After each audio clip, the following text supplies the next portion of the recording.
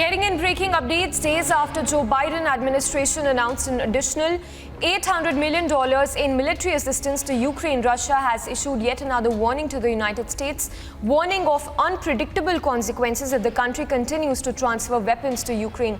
So now another warning coming in by the US to Russia. And this days after US announced an additional $800 million military aid to Ukraine.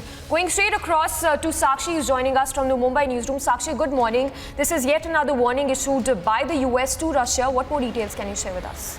Good morning, Samisha. Days after just when US announced $800 million aid for Ukraine military, Russia has warned America of very unpredictable consequences of the move that USA has made. Also, the diplomatic note also said that US and NATO have shipped the most sensitive weaponry and equipment to Ukraine, which would result in hard consequences for USA. Also, it has to be noted that recently the Russian representatives also said while addressing the media that the World War III has already begun after the warship was brought down in Black Sea. Back to you. Well, thanks so much, Sakshi, for taking us through all those details. So Russia, they're warning the US of severe consequences if US continues to supply military aid to Ukraine.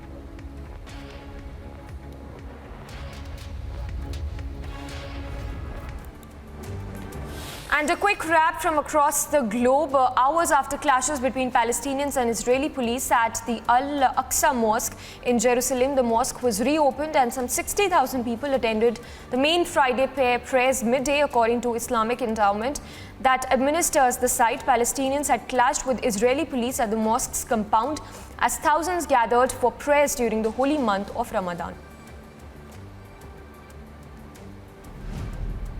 French far-right presidential candidate Marine Le Pen recently pledged to regulate the ritual slaughter of animals if elected. Le Pen frames her measure as an effort to end animal suffering and wishes animals should be stunned first, and it is being perceived as a way to target Muslims and Jews of the country, where the communities could be seen leaving the country if the laws were enacted.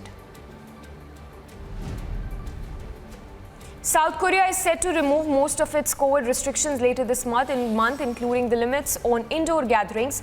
As case numbers continue to fall, the South Korean health minister said that people will still be required to wear face masks indoors, but authorities could remove an outdoor mask mandate if the spread of the virus further slows over the next 2 weeks.